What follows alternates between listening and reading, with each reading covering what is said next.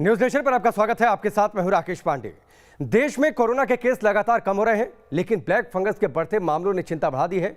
दूसरी लहर में कोरोना से ठीक होने वालों को ब्लैक फंगस तेजी से अपना शिकार बना रहा है और इस बीच एक चौंकाने वाली जानकारी भी सामने आ रही है। एक्सपर्ट्स मान रहे हैं कि कोरोना के इलाज के दौरान दवाइयों और सप्लीमेंट्स का ओवरडोज भी ब्लैक फंगस की बड़ी वजह बन रहा है। कौन सी दवाइयां और सप्लीमेंट्स कितना लें, ज्यादा लेने पर क्या खतरा हो सकता है, इस बारे में बातचीत करने के लिए हमारे साथ एक बड़ा पैनल इस वक्त मौजूद होगा एक्सपर्ट्स का, जिसमें फिजिशियन होंगे, आयुर्वेद के डॉक्टर होंगे और साथ ही होम्योपैथिक के डॉक्टर भी मौजूद होंगे, जो इलाज के ओवरडोज को लेकर हर सवाल का जवाब देंगे। लेकिन उससे पहले इस रिपोर्ट को आप देखिए।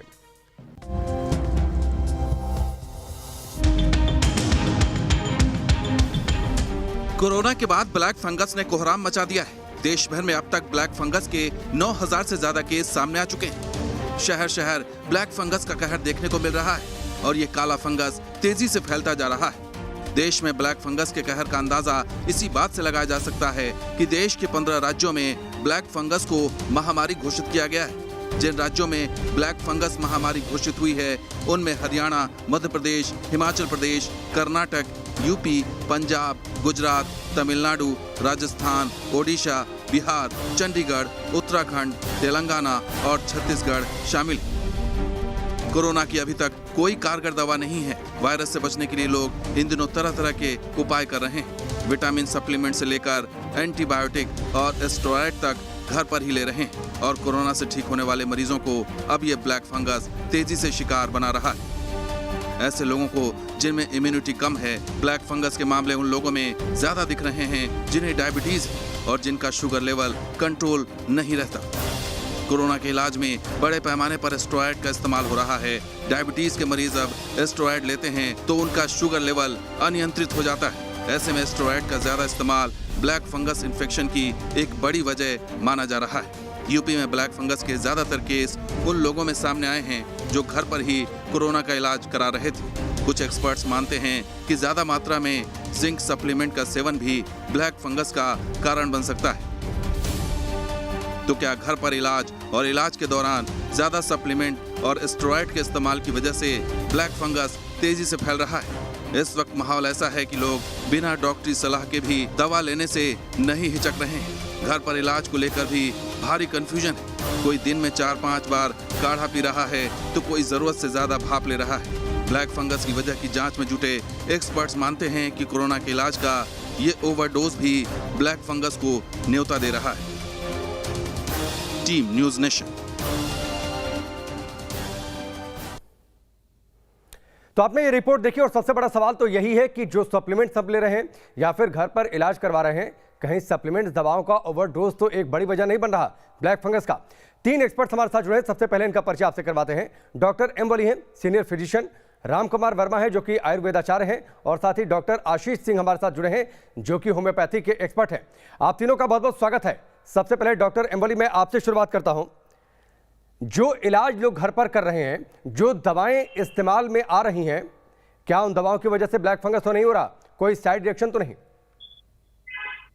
देखिए, बहुत बड़ा डिस्कशन है। कई दिन से आप लोगों को समझा रहे हैं और बड़ी अच्छी बात है, ये फाइनरीज इसकी डिस्कस कर रहे हैं। और काढ़ा जो है उसके बारे में वैद जी बताएंगे। बहुत से लोग बहुत ज़्यादा काढ़ा ले रहे हैं और हम लोगों की जो जिंक है वो कैप्सूल्स ज़रूरत से ज़्यादा ले रहे हैं, तो इसके साथ साथ स्टेरॉइड्स ले रहे हैं। तो उसमें यह है कि शुगर जब बढ़ जाती है तो एसिडिक एटमॉस्फेयर हो जाता है बॉडी का, तो वो एसिडिक एटमॉस्फेयर में ये ब्लैक फंगस ग्रो करता है। एक बहुत इंपॉर्टेंट पॉइंट दूसरा आया है आज खबरों में कि जो ऑक्सीजन सिलेंडर्स हैं वो बहुत रखे हुए थे पुराने स्टोर्स में, वेल्डर्स के यहाँ, और बहुत जगहों पर स्टोर्स में ऐसे ही रखे हुए थे अनसुपरवाइज्ड। उनमें ऑक्सीजन भर भर के घरों में सप्लाई की गई है और उनकी कोई हाइजीन नहीं मेंटेन की गई है, तो उससे एक बहुत बड़ी तादाद में ब्लैक फंगस देखने में आया है। और ये वो सिलेंडर्स हैं जो सीरीज में हॉस्पिटल्स में भी जाके लगते हैं। जब कंपनी में सिलेंडर भरने जाता है तो वो उस पर कोई आइडेंटिफिकेशन नहीं होता है, तो मेरा सिलेंडर आपके घर चला जाएगा, आपका मेरे घर आ जाएगा, और वो काउंट और साइज उसका मेंटेन करते हैं। तो ये इस तरह से ये सर्कुलेट हो गया है ब्लैक फंगस, और बहुत ज्यादा इस पे शोध की जरूरत है। उन मरीजों का एक पूरा हिसाब बनाने की जरूरत है जिनको फंगस हुआ है, क्योंकि ये बहुत खराब बीमारी, डिस्फिगरिंग बीमारी है, आंख निकालनी पड़ी है कुछ लोगों की, कुछ लोगों ने जान से हाथ धो बैठे हैं। 54% मोर्टेलिटी है, जैसे हमने परसों डिस्कस किया था। तो ये बहुत इंपॉर्टेंट एस्पेक्ट है जो आप डिस्कस कर रहे हैं इस वक्त। और ये जिस तरह से दूसरी दवाओं का भी जो इस्तेमाल है, वैजी बताएंगे, हमने शायद डिस्कस भी किया है। तो जी। ये इस हर चीज की अति का, उन्होंने उस दिन दोहा पढ़ा था, हर चीज की अति बुरी है, तो अति किसी चीज की नहीं होनी चाहिए। निश्चित तौर पर अति किसी चीज़ की नहीं होनी चाहिए। और देखिए, हमारी कोशिश आज ये है, जो लोग भी इस वक्त न्यूज़ नेशन देख रहे हैं, हमारी कोशिश दरअसल ये है कि जो घर पर आप दवाएं इस्तेमाल करते हैं, बिना डॉक्टरी सलाह के दवाएं लेते हैं, या फिर कई सारे इम्यूनिटी बूस्टर्स जो मार्केट में हैं, आप उनका बिना किसी सलाह के इस्तेमाल करते हैं, कहीं उनका ओवरडोज तो आपके लिए खतरनाक नहीं बन रहा। डॉक्टर आशीष का हम रुख करते हैं। डॉक्टर आशीष, होम्योपैथी में कई सारे इम्यूनिटी बूस्टर्स हैं, क्या उन्हें बिना किसी सलाह के ले लेना सीधे वो ठीक है? देखिए, पहली चीज तो ये कि होम्योपैथी जो ट्रीटमेंट बेस्ड है वो इंडिविजुअलाइजेशन पर बेस्ड है। मतलब आपकी दवा किसी और के भी काम नहीं आ सकती और किसी और की दवा किसी और को काम नहीं आएगी। आपका कैसा केस है, कैसे सिम्टम्स हैं, क्या परेशानियां हैं, कैसी हिस्ट्री रही है आपकी अभी तक बीमारियों के साथ, ये सब जांच लेने के बाद ही किसी दवा का चयन करा जा सकता है। तो हमको ये समझना जरूरी है कि हर पेशेंट के लिए एक दवाई काम नहीं करेगी। मैंने ऐसे बहुत सारे केसेस देखे हैं जहाँ पे कोई वायरल मैसेज हो गया, लोगों ने उस दवाई के लेना शुरू कर दिया। ऑफ कोर्स अगर आप ओवरडोजिंग करेंगे होम्योपैथी को भी तो उसके भी साइड इफेक्ट्स आएंगे आपको।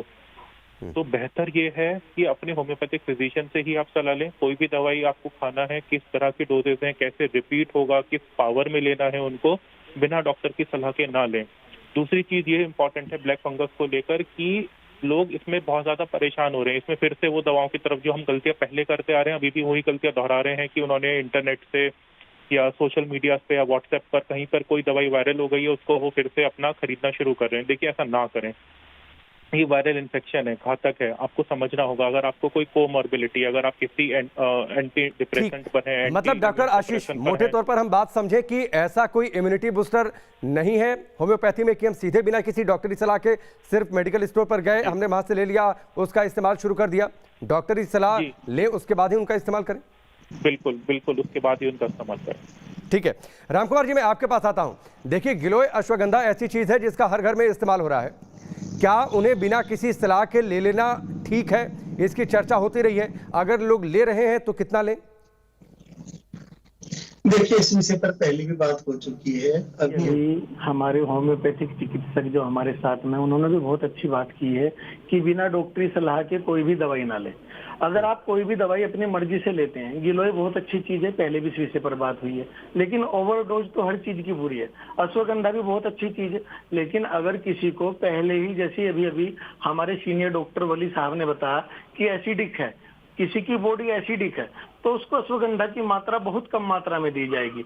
अगर हमने उसको ज्यादा मात्रा में दी तो अश्वगंधा बहुत देर से पचने वाली औषधि है, ये गरिष्ठ होती है पचने में, तो एसिडिटी और ज्यादा बन जाएगी, यानी उसकी बॉडी और ज्यादा पैथिक हो जाएगी। कहने का मतलब और सार यही है कि अपने आप से कोई भी दवाई ना लें।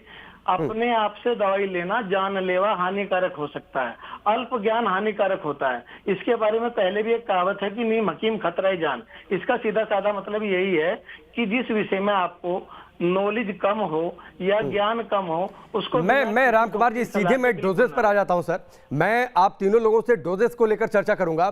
देखिए रामकुमार जी, हर घर में, मैं अपने फ्रेंड सर्किल में भी देखता हूं, लोग गिलोय घनवटी इस्तेमाल करते हैं, अश्वगंधा की गोलियों का इस्तेमाल करते हैं।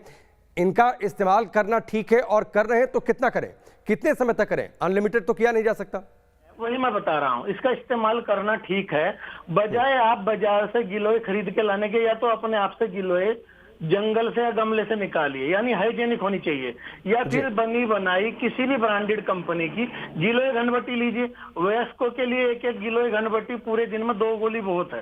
वयस्कों के लिए एक एक अश्वगंधा के कैप्सूल बहुत सारी कंपनियां बना रही है, एक एक कैप्सूल वयस्कों के लिए बहुत है। अगर हम बच्चों को दे रहे हैं तो आधी मात्रा में दें, यानी 24 घंटे में केवल 1 गोली, और 2 साल से छोटे बच्चे को तो बिल्कुल भी ना दें। ठीक है डॉक्टर एमोली, मैं आपके पास आता हूं। 2-3 चीजें हमने देखा है कि लोग लॉन्ग टाइम से इस्तेमाल कर रहे हैं, जब से कोरोना संक्रमण की शुरुआत हुई। विटामिन डी की गोलियां लोगों ने खूब खाई, विटामिन सी तो हर आदमी के बैग में दिखाई देता है सर, जिंक हर आदमी के बैग में दिखाई देता है। इन तीनों चीजों की अगर मैं बातचीत करूं, विटामिन सी, जिंक और विटामिन डी की गोलियां, इनका कितने समय तक इस्तेमाल करना चाहिए, कितना डोज होना चाहिए?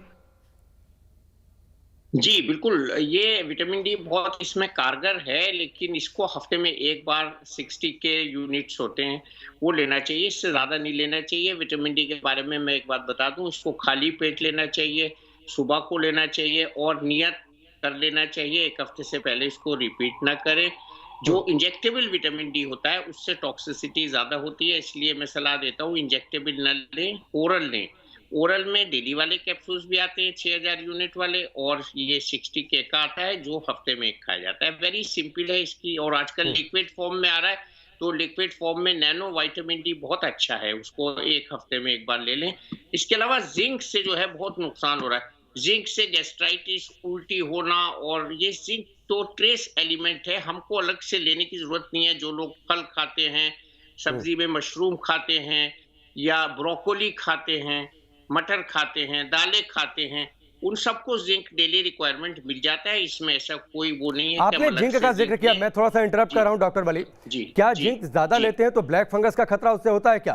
क्योंकि देखिए तमाम इंटरनेट पर इसकी चर्चा लगातार हो रही है। देखिए, वही एसिडिटी वाली बात है। ब्लैक फंगस तो फंगस से होगा, जिंक से नहीं होगा, दिस इज वेरी क्लियर। और ब्लैक फंगस सबको नहीं होगा, उनको होगा जिनकी इम्यूनिटी कंप्रोमाइज्ड है। इसी तरह से विटामिन सी रह गया है। विटामिन सी 500 मिलीग्राम नॉर्मल हम ले सकते हैं डेली, चाहे तो 1 ग्राम भी ले सकते हैं अगर ज्यादा है। नहीं, विटामिन सी की जो च्यूएबल टेबलेट्स आती हैं, नहीं है कि कोई नुकसान उनका करे। कितना इस्तेमाल करना चाहिए और कब तक? जी, च्यूएबल भी आती हैं, पानी में घोलने वाली भी आती हैं, तो उनका डेली रिक्वायरमेंट तो हमारी 75 से 100 मिलीग्राम है, लेकिन हम चूंकि यूरिन में निकल जाता है, इसलिए इसकी कोई टॉक्सिसिटी नहीं होती ज्यादा, तो हम 1 ग्राम से ज्यादा न लें। इसके बहुत से गुण हैं, एंटी कैंसर तक इसको बताया जाता है, और दांतों के लिए अच्छा है, आईज के लिए अच्छा है, स्किन के लिए अच्छा है। तो ये विटामिन सी एक जनरल है, और मैं कहता हूँ 1 नींबू निचोड़ के गिलास में ले लीजिए, सबसे अच्छा है। नेचुरल विटामिन सी लीजिए आप, खट्टे फलों में सब में है। तो विटामिन का ओवरडोजिंग नहीं करना है। और एक चीज मैं वेजी से परामर्श के साथ बताऊंगा, ये दालचीनी जो है काढ़े में बहुत ज्यादा जा रही है, तो इससे लोग आ रहे हैं लीवर डैमेज के, तो इसके लिए भी वेजी बताएंगे। मैं उनसे रिक्वेस्ट करूंगा कि इसको अनसुपरवाइज्ड इस्तेमाल नहीं करना चाहिए। तो हमारे पास ऐसे लीवर के डॉक्टर्स के पास केसेस आए हैं जिनमें लीवर फंक्शन डिस्टॉर्टेड है, और अमेरिका में एक केस जो है वो लीवर फेलियर का हुआ है सिर्फ पैरासीटामोल खाने से। तो पैरासीटामोल भी ज्यादा नहीं खानी चाहिए। तो ये सब, चलिए मैं ये सवाल वैद्य जी से करूंगा, लेकिन एक और दवा को लेकर मैं आपसे आपकी सलाह चाहता हूं। एजिथ्रोमाइसिन का खूब भरपूर इस्तेमाल हुआ है, लोग कई दिनों तक एजिथ्रोमाइसिन कब लें, कितना लें, साइड इफेक्ट क्या है सर इसका? मैं कहता हूं एजिथ्रोमाइसिन आप बिल्कुल ना लें जब तक कि आपको निमोनिया की शक ना हो, एक्सरे में स्पॉट, सीटी में स्पॉट ना हो। देखिए, इसमें जो दवा कारगर है, सिर्फ एक दवा आइवरमेक्टिन है जो इससे रोकती है। उसके साथ आप अपना व्यायाम करें, डीप ब्रीथिंग करें, उल्टा लेटें, सांस गहरा लें, और शंख बजाएं, बांसुरी बजाएं, अपने लंग को स्ट्रांग रखें, तो ये आपका बहुत कामयाब नुस्खा है। इसके साथ जो दूसरी एंटीबायोटिक ज्यादा यूज हुई है पिछले दिनों, वो डॉक्सीसाइक्लिन है। एजिथ्रोमाइसिन भी यूज हुई है, और भी कई एंटीबायोटिक यूज हुए हैं। तो लेकिन ये एंटीबायोटिक तो आपको केमिस्ट को देना ही नहीं चाहिए unless there is a valid prescription. हमारे यहाँ ये बड़ी मुसीबत है कि केमिस्ट से लोग दवा ले आते हैं, तो ये सबसे बड़ा जो फॉल्ट हो रहा है, ये केमिस्ट लोग, उनको तौबा कर लेनी चाहिए कि हम बगैर प्रिस्क्रिप्शन के बिल्कुल दवाई नहीं देंगे। ठीक है, मैं आगे बढ़ूं, लेकिन एक और सवाल सर आ गया मेरे पास। स्टेरॉइड लेना घर पर खतरनाक है। देखिए, स्टेरॉइड कई कंडीशन में अनअवॉइडेबल भी है, लेकिन उसे कितना अवॉइड करना चाहिए, पैरामीटर क्या सेट होना चाहिए? देखिए, 5 दिन से पहले स्टेरॉइड बिल्कुल नहीं देना चाहिए किसी को भी। तो नॉर्मली जो हम लोगों के पास केसेस आते हैं वो 5 से 6 दिन के बाद ही आते हैं, पैरासिटामोल वगैरह घर पे खा के, तो उसमें सुपरविजन रखना चाहिए। और स्टेरॉइड के बारे में 2 बहुत इंपॉर्टेंट चीजें हैं कि 5 दिन से या 6 दिन से ज्यादा नहीं देना चाहिए। नंबर 1, स्टेरॉइड बहुत बदनाम हो गया है इस फंगस में। और दूसरा, इसको ऑप्टिमल डोज में देना चाहिए। ये नहीं कि थोड़ी सी डोज दे दी, वो नहीं काम करेगा। जो स्टडीज हैं उसमें डेक्सामेथासोन यूज हुआ है, लेकिन ज्यादातर दूसरे ब्रांड के स्टेरॉइड यूज हो रहे हैं, तो उसकी ऑप्टिमल डोज में देंगे, 5 दिन देंगे, और पेशेंट को मॉनिटर करेंगे शुगर के लिए। खासतौर से ब्लड प्रेशर और शुगर के लिए पेशेंट को इसमें बहुत जरूरी है मॉनिटर करना। बहुत से लोग डर जाते हैं कि आज शुगर नाश्ते में देखी तो 300 निकली, तो उनसे ये कहना चाहिए कि 5 दिन बाद जब आपका स्टेरॉइड बंद हो जाएगा तो ये शुगर 6-7 दिन में धीरे-धीरे नॉर्मल आ देखिए जाएगी। आप डॉक्टर पैनिक वली, ना करें। एलोपैथी का भरपूर इस्तेमाल हुआ है कोरोना के खिलाफ इस जंग में, और जब दवाओं की चर्चा हो रही है तो लगातार दवाओं का नाम जहन में आता भी जा रहा है। मैं आगे बढ़ना चाह रहा था लेकिन एक और दवा का नाम मुझे याद आ गया, आइवरमेक्टिन। आइवरमेक्टिन का खूब इस्तेमाल हुआ है। कुछ राज्यों में सरकार ने बाकायदा ये पॉलिसी बनाई कि हर घर तक आइवरमेक्टिन पहुंचाई जाए। तो क्या आइवरमेक्टिन प्रिवेंटिव ड्रग है, और जो उसको लेकर चर्चा हो रही है कि वो वायरस के रेप्लिकेशन को रोकता है, इसमें कितनी सच्चाई है? देखिए, आइवरमेक्टिन जो है बहुत पुरानी दवा है और ये कीड़ों को मारने के लिए एंटी लाइस मेडिसिन पिछले उसमें एपिसोड में भी यूज हुई थी, लेकिन इसको 3 दिन ऑप्टिमली देना चाहिए और 3 दिन के बाद इसकी इंपॉर्टेंस नहीं है। हम कभी-कभी 5 दिन भी देते हैं इसको, जो सीवियर केसेस होते हैं। ये वायरस की जो एस प्रोटीन होती है उसको सेल के अंदर घुसने में जो एंजाइम मदद करता है उसको एंटागोनाइज करती है, और लंदन में इसकी बाकायदा ब्रिटिश आइवरमेक्टिन सोसाइटी बनाई गई है जो इसके उपयोग को रिकमेंड किया है जिसने। अमेरिका में इसका ज्यादा उपयोग नहीं हुआ था, लेकिन लंदन में, बांग्लादेश में सबसे ज्यादा इसका कामयाब उपयोग हुआ था और इंडियन स्टडीज भी हुई हैं इस पे, जो कि बहुत कामयाबी के साथ वेस्टर्न कंट्रीज ने देखा है। इसलिए ivermectin is a very good drug and it should be used under supervision 3 to 5 days, maximum 5 days, इससे ज्यादा नहीं लेनी चाहिए। अब आपने जिस बात का सबसे ज्यादा जिक्र किया, मैं सीधे वैद्य जी के पास चलता हूं, राम कुमार जी के पास। 2 बातें राम कुमार जी, एक तो जो डॉक्टर वली कह रहे थे दालचीनी को लेकर, क्या आपकी सलाह है बहुत ज्यादा काढ़ा में उसका इस्तेमाल हुआ? और दूसरी बात कि आयुर्वेद को लेकर आमतौर पर धारणा है कि हम ले सकते हैं, कोई साइड इफेक्ट नहीं हो सकता है, तो लोग भरपूर सप्लीमेंट्स का इस्तेमाल कर रहे हैं, तो ये कितना नुकसानदायक हो सकता है अगर हम बिना किसी सलाह के सप्लीमेंट्स लेते हैं? देखिए, मैंने इस बारे में इसी चैनल पर रोहित जी आपके साथ एक प्रोग्राम में पहले भी बताया था कि हर चीज की बुरी है, और उस दिन में मैंने मात्रा बताई थी कि दालचीनी की मात्रा मैक्सिमम 1 चुटकी दिन में 3 बार तक ले सकते हैं। लेकिन अगर किसी की बॉडी एसिडिक है, किसी का लीवर फैटी है, तो मैंने साथ ही बताया था कि पुनर्नवा अर्क मकोए का जरूर प्रयोग करें। पुनर्नवा और मकोए 2 चीजें ऐसी हैं जो शरीर को डिटॉक्स करती हैं। ये फैटी लीवर में रामबाण की तरह काम करती हैं। और दूसरी बात ऐसी है, जो हम सप्लीमेंट फूड ले रहे हैं उनके दुष्प्रभावों को काफी हद तक ये दोनों चीजें कम करती हैं। ठीक है डॉक्टर आशीष, होम्योपैथी में जब से कोरोना आया सबसे पहले जिस दवा का जिक्र हुआ सर, वो आर्सेनिक एल्बम 30 रही कि वो इम्यूनिटी बूस्ट करती है। अगर आप उसका रेगुलर इंटरवल पर इस्तेमाल करते हैं तो कोरोना या तो हो सकता है कि ना हो, अगर हो जाए तो बहुत माइल्ड सिम्टम होंगे। इस दावे में कितनी सच्चाई है? देखिए, 2 चीजें मैं यहाँ पे 2 में डिवाइड करना चाहूंगा। अगर आप हेल्दी हैं, कोई बीमारी नहीं है, आर्सेनिक एल्बम आपके लिए बिल्कुल कारगर दवाई है। आप इसको, मैं डोजेस भी समझा देता हूँ फिर से, मैंने बहुत बार बोला इसी चैनल पर। आपको सुबह खाली पेट लेना है, 2-2 बूंदे करके लेना है, 5-5 मिनट के अंतराल से 3 बार। ऐसा 5 दिन के लिए करिए, उसके बाद 30 दिन के बाद फिर से रिपीट कर लीजिए। 5 दिन बहुत है आर्सेनिक एल्बम के लिए। पर अगर आप किसी बीमारी से ग्रस्त हैं, चाहे आपको लीवर डिजीज है, हार्ट डिजीज है, डायबिटिक है या अन्य कोई भी बीमारी है, तो बिना डॉक्टर के कंसल्टेशन के कोई भी दवाई आपको नहीं लेनी चाहिए। खासकर आर्सेनिक उस कंडीशन में मैं नहीं सजेस्ट करूंगा किसी के लिए भी। और ठीक है, बात एफिकेसी की, तो वो काफी एफिकेसिव है। ठीक है, बीच में एक दवा और आई थी सर, मुझे उसका नाम शायद स्पॉन्जिया टोस्टा दवा, इसका भी लोगों ने काफी इस्तेमाल किया है। देखिए, ऑफकोर्स स्पॉन्जिया भी इसमें काफी कारगर हमारे लिए, काफी सारे केसेस इससे ठीक हुए हैं, लेकिन इसका मतलब ये नहीं है कि हर केसेस पे काम कर जाएगी। मैं वही समझाना चाहता हूँ कि होम्योपैथिक दवाइयाँ आपके सिम्टम्स के ऊपर, आपके इंजुलाइजेशन के ऊपर, आपके कैसे सिम्टम्स है, कितने दिन हो गए हैं, क्या प्रॉब्लम्स हैं, उसके बिना नहीं चेंज करा जा सकता। हाँ, स्पॉन्जिया भी एक दवाई है, पर मैं फिर से अनुरोध करूंगा आपके चैनल पे कि इसको बिना डॉक्टर की सलाह के ना खाएं। ठीक है, एक और दवा है शायद सर, मेरी आपसे फोन पर भी इस बात को लेकर चर्चा हुई थी, एस्पिडोस्पर्मा है। इस दवा को लेकर यह कहा गया कि ये ऑक्सीजन लेवल को इंप्रूव कर रही है। तमाम स्टोर से ये दवा खत्म हो गई। देखिए, ये बिल्कुल जो हुआ था वाकई गलत हुआ था, और मैंने आपको भी शायद फोन पर इस बात के लिए बोला था कि जो दवाई का मैसेज चल रहा है गलत चल रहा है। इसको इस तरह से प्रमोट करा गया था कि ऑक्सीजन सिलेंडर को रिप्लेस कर देगी, ऑक्सीजन कर देगी। नहीं, ऑक्सीजन जो हमारी हुई है वो इन्फेक्शन की वजह से हो रहा है, वहाँ पे इन्फ्लेमेशन है, दवाई इन्फ्लेमेशन को कम नहीं करेगी। कुछ केसेस में कारगर है, बट वो बहुत मिनिमल केसेस हैं। अब मैं फिर से वही कह रहा हूँ कि इसमें ऐसी बहुत सारी दवाइयां हैं जो हमको ऑक्सीजन सप्लाई, मतलब ऑक्सीजन सैचुरेशन को ठीक करने के लिए, या जो इन्फेक्शन है उसे कंट्रोल करने के लिए, जो इन्फ्लेमेशन हो गया है, जो सूजन आ गई है, उसको खत्म करने में काफी सारी दवाइयां हैं। लेकिन एस्पिडोस्पर्मा सिर्फ एक दवाई नहीं है, और ये खासकर उन केसेस में काम आती है जहाँ पे थ्रोम्बोसिस हो जाए या आपको कार्डियक कोई प्रॉब्लम हो, उसमें आपको सांस लेने में दिक्कत हो, ये खासकर उन केसेस में काम आती है। ठीक है सर। डॉक्टर वली, भाप लेना बहुत कारगर बताया गया और ये कहा गया कि अगर आप रेगुलर इंटरवल पर स्टीम ले रहे हैं तो आपकी इम्यूनिटी बूस्ट होगी, इसके साथ ही काफ़ी हद तक आप संक्रमण से दूर रह सकते हैं। कितनी बार लें, इस पूरे दावे में कितनी सच्चाई?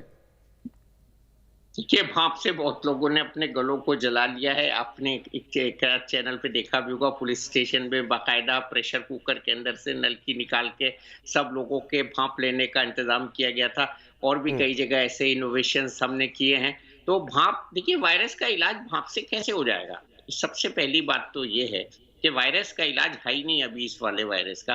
तो हमारा सबसे अच्छा भाप के बारे में मैं अभी हाँ नहीं कहूंगा। एक आध बार स्टीम लेना तो हाइजीनिक है, लेकिन भाप इसका इलाज नहीं है, ना इससे रोकथाम कर रही है। आपको गले की हाइजीन रखनी है तो गार्गल कीजिए।